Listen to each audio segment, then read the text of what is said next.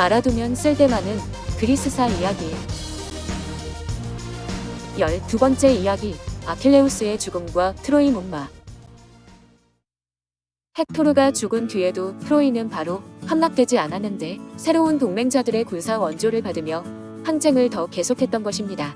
그 동맹국 왕의 한 사람이 에티오피아온 멤논이었고 또 한 사람의 동맹국 왕은 아마존족 여왕 펜테실레이아였습니다. 펜테실레이아는 여자로만 구성된 군대를 이끌고 왔습니다. 아마존 여군의 감투 정신과 그들이 지르는 함성의 무서운 파급 효과에 대해서는 여러 권의 책이 다투어 쓰고 있는 바와 같습니다. 이 펜테실레이아는 그리스 군 장수를 여러 죽였지만 여왕은 아킬레우스 손에 죽습니다. 아킬레우스는 자기 손으로 사로잡은 적장 펜테실레이아를 내려다보며 그 아름다움과 젊음과 용기에 감동하고는 자기 승리를 뼈아프게 한탄했습니다. 헥토르마저 전쟁터에서 죽자 전쟁의 발단을 제공한 파리스는 더 이상 형제들 뒤에 숨어있을 수만은 없었습니다. 그는 직접 병사를 이끌고 아킬레우스를 공격하기로 마음먹었습니다. 트로이의 영웅인 헥토르를 죽인 후 아킬레우스는 교만해져서 새파랗게 젊은 파리스에게는 신경도 쓰지 않았습니다. 하지만 파리스는 활을 쏘는 실력이 뛰어났고 무엇보다 아프로디테를 비롯한 여러 신의 강호를 받고 있었습니다. 아킬레우스는 우연히 프리아모스 왕의 딸 폴릭세나를 본 일이 있었습니다. 아킬레우스는 폴릭세나의 아름다움에 마음을 빼앗겨 만일 폴릭세나를 아내로 삼게 해주며 그리스군의 영향력을 행사하여 트로이에 평화가 오게 해보겠노라고 말했습니다. 그러나 아킬레우스는 아폴론의 신전에서 혼담을 벌이다 파리스가 쏜 독화살에 맞았습니다. 트로이를 지지하던 태양신 아폴론은 파리스에게 아킬레우스의 약점이 발뒤꿈치라고 알려주었습니다. 화살은 아폴론의 인도를 받아 아킬레우스의 발뒤꿈치를 꿰뚫었습니다. 예언대로 아킬레우스는 전쟁터에서 짧은 삶을 마감했지만 대신 위대한 영웅이 되었습니다. 여기서 잠깐. 슬프다는 뜻이 히아신스. 배신당하여 처참하게 죽은 아킬레우스의 시체는 아이에스와 오디세우스가 수습해왔습니다. 어머니 테티스는 아들의 갑옷을 그리스 장수에게 주되 살아남은 용사 중 그 갑옷이 가장 어울릴 만한 사람으로 판정받는 당수에게 주기로 했습니다. 유자격자로 아이아스와 오디세우스 두 사람의 이름이 올랐는데 갑옷은 오디세우스의 차지가 되었습니다. 오디세우스에 밀린 아이아스는 자살을 했는데 그의 피가 대지에 스며들자 거기에서 한 송이 꽃이 피었습니다. 히아신스라고 불리는 꽃이었는데 그 꽃잎에는 아이아스라는 이름이 첫 번째 글자와 두 번째 글자인 AI가 무늬져 있었습니다. AI는 그리스어로 슬프다는 뜻입니다. 헥토르도 죽고 아킬레우스도 죽었습니다. 트로이와 그리스 연합군은 양쪽 모두 가장 중요한 임무를 이룬 셈으로 전쟁은 다시 제자리 걸음이었습니다. 바로 이때 오디세우스가 기발한 전술을 생각해냈습니다. 커다란 목마를 제작해서 트로이 성 밖에 세워두는 것이었습니다. 어느 날 난데없이 나타난 거대한 목마를 보고 트로이인들은 그 안에 그리스 병사들이 숨어 있으리라고는 꿈에도 생각하지 못했습니다. 그리스 연합군은 그 전에 군대의 천막을 태워버리고 배에 올라서 그리스로 돌아가는 것처럼 행동했습니다. 트로이인들은 성벽에 서서 그리스 연합군의 배가 점점 멀어지는 것을 확인하고 그들이 돌아갔다고 생각했습니다. 그러나 사실 그리스 연합군은 트로이 성에서 보이지 않게 그 근처에 숨어 있었습니다.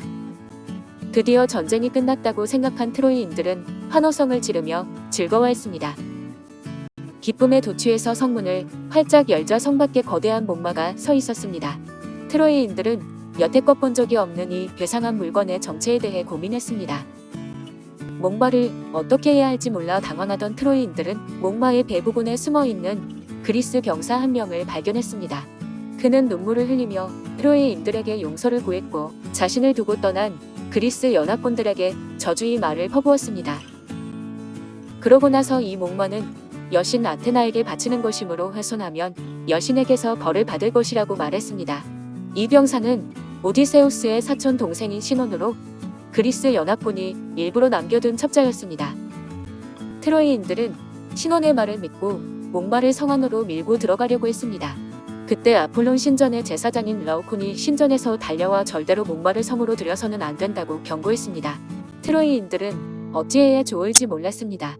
그때 마침 그리스 연합군을 지지하던 바다의 신 포세이돈이 독사 2마리를 보내서 라오콘과 그의 두 아들을 죽였습니다.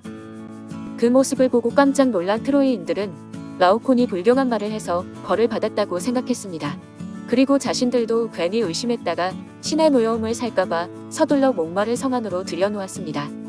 그날 저녁 트로이인들은 목마를 둘러싸고 노래를 부르며 춤을 췄습니다. 모두 승리의 기쁨에 취해 있을 때 트로이의 공주 카산드라는 앞으로 벌어질 비극을 예감했습니다. 예전에 그녀는 태양신 아폴론에게 평생 봉사할 것을 맹세하면서 미래의 일을 아는 능력을 달라고 기도했습니다. 그러나 막상 아폴론이 기도를 들어주자 카산드라는 자신의 기도를 후회하며 능력을 거부하려고 했습니다. 아폴론은 몹시 화가 나서 그 후로는 아무도 카산드라의 예언을 믿지 않도록 만들어 버렸습니다.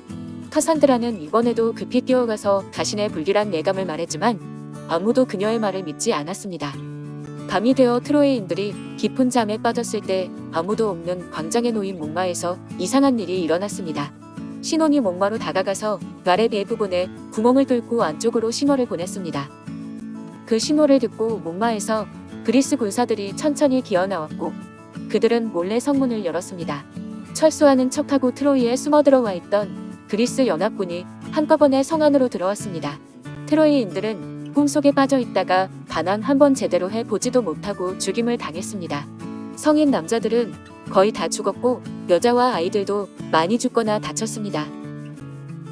트로이의 왕 프리아모스는 제우스 신전의 제단 옆에서 죽었고 왕비와 원족인 여자들은 모두 끌려갔습니다. 이후 그리스 연합군이 트로이 곳곳에 불을 질러 트로이는 한순간에 한 줌의 재가 되고 말았습니다. 그리스 연합군은 거대한 목마를 사용해서 그동안 길게 끌어오던 전쟁에서 승리했습니다.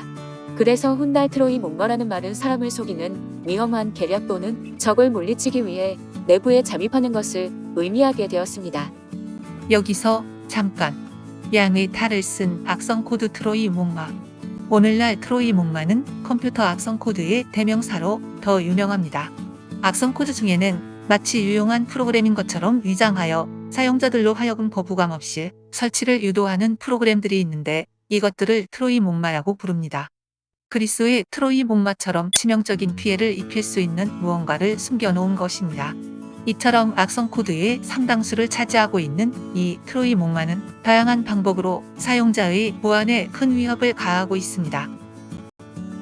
트로이 목마의 주 감염 경로는 이메일 첨부 파일이라서 검증되지 않은 첨부 문서의 확장자가 exe, vbs, com, vet, zip 등의 실행 파일이라면 가급적 파일을 열지 않는 게 좋습니다.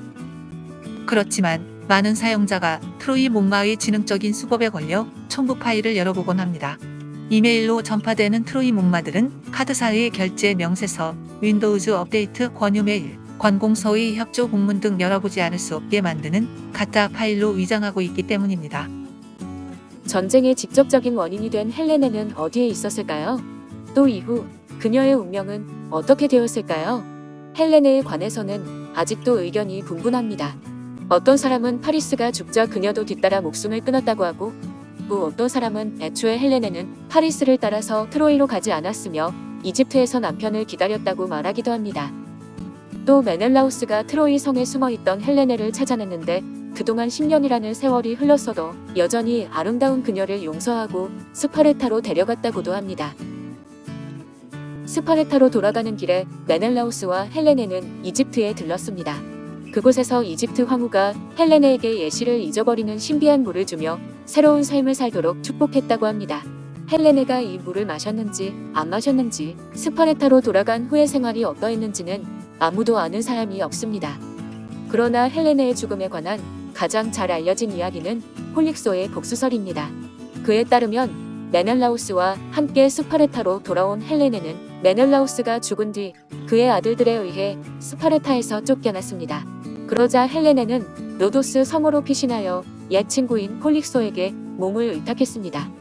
하지만 폴릭소는 남편 틀레폴레모스가 트로이 전쟁에 참전했다가 전사한 것을 헬레네의 탓으로 여겨 원한을 품고 있었습니다. 폴릭소는 일단 헬레네를 반기는 척했지만 헬레네가 목욕을 하는 사이 시녀들을 복수의 여신 에리니에스로 변장시켜 헬레네에게 달려들게 했습니다. 헬레네는 결국 폴릭소의 시녀들이 변장한 복수의 여신 에리니에스에게 시달리다 실성하여 스스로 목을 메고 죽었다고 합니다. 트로이는 높은 언덕에 자리한 나라였습니다.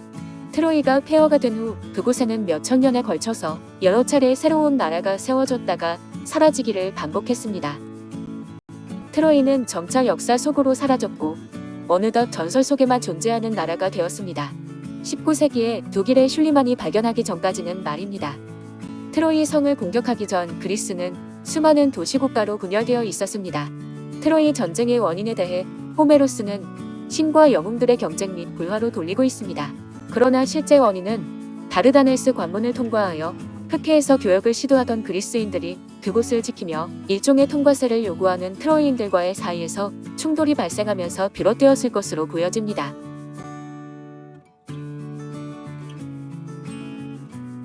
13번째 이야기, 암흑시대를 몰고 온 도리아인의 침입으로 이어집니다.